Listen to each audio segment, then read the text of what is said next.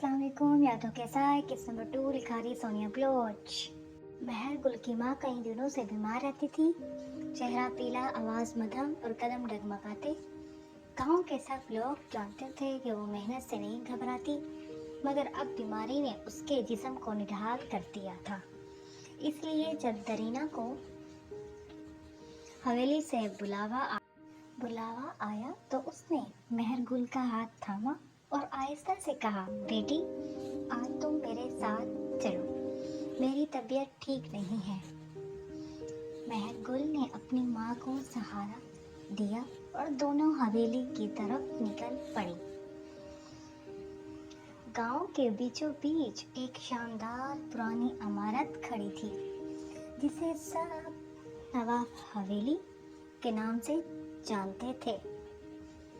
ये हवेली पत्थरों और लकड़ियों के नफीस कारगिरी से बनी हुई थी। ऊंचे मेहराबें, वसीह सहन, संदल की खुशबू वाले कमरे और चारों तरफ सब्ज बाग।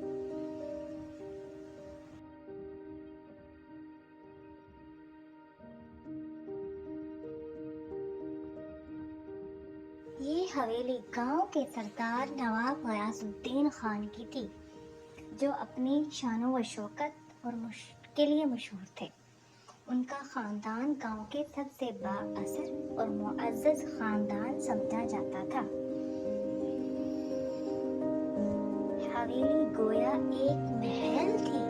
ऊंची दीवारें, सुनहरी कढ़ाई वाले पर्दे, सहन में जगमगाती रोशनियां और खादम की दौड़ भाग। हवेली को देखकर ही अंदाजा हो जाता था कि ये गांव के सबसे ताकतवर और अमीर फैमिली है।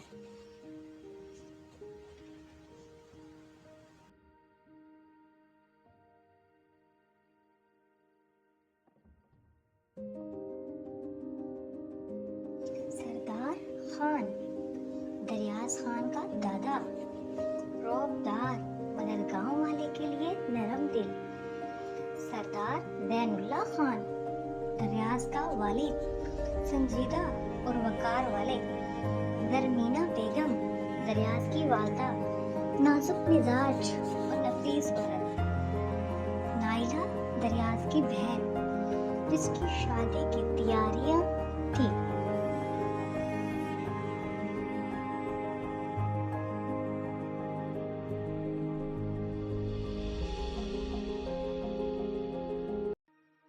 कजन्स और रिश्तेदार हवेली को मजीद रौनक बख्शते हुए।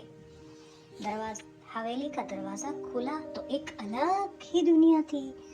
ऊंची दीवारें, चिरागों की रोशनी, कीमती फर्श और गूंजते कदमों की चाक, ये सब महर गुल के लिए अजनबी था। महर गुल ने दिल ही दिल में सोचा, क्या इंसानों की जिंदगियां भी इतनी अलग हो सकती हैं?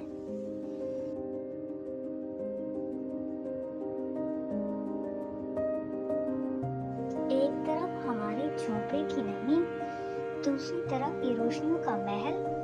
जैसे ही महर गुल और उसकी माँ हवेली के सहन में पहुंची, दादी की तेज आवाज में कहा, बेटी को भी साथ लाया करो, ये कोई मरहानी नहीं है कि उसे घर बिठा कर रखा है।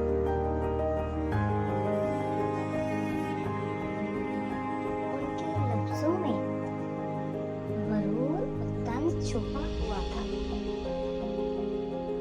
वो समझती थी कि महर गुल की माँ को हर हाल में अपनी बेटी को साथ रखना चाहिए, ताकि वो भी खिदमत का हुनर सीखे। महर गुल खामोश खड़ी रही, दिल ही दिल में सोचती रही कि काश उसकी जिंदगी, उसकी माँ इतनी सख्त बात न सुनती। इसी दौरान के बारे से खून की घंटी बजी। एक नौकर दौड़ता हुआ आया और दादी को इत्तला दी वो कॉल बैरूनी मुल्क से थी। फोन के दूसरी तरफ दरियाज खान था।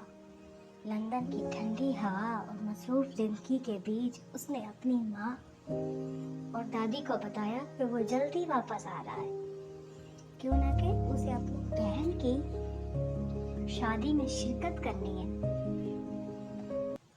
मैं चंद दिन में आ रहा हूँ, सब तैयारी रखें। उसकी आवाज गहरी और एतमाद और पुरसुकून थी। ये खबर सुनकर मेहरगुल का दिल अनजाने जज्बात से भर गया। उसने कभी दरियाज खान को देखा नहीं था, बस उसकी कहानियां सुन रखी थी कि वो लंदन में पढ़ा लिखा है, बहुत बारोज है और सब उस पर फख्र करते हैं। वो सोचने लगी,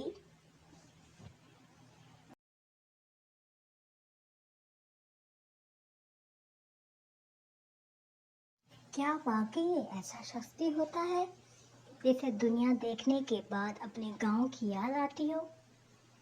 उसी लम्हे मेहरगुल को एहसास नहीं था कि ये आने वाला शख्स उसकी ज़िंदगी का रुख बदल देगा। अगर आपको ये किस्त पसंद आई हो तो लाइक करें, सब्सक्राइब करें, दोस्तों के साथ शेयर करें, अपनी कीमती राय कमेंट्स में ज़रूर दें।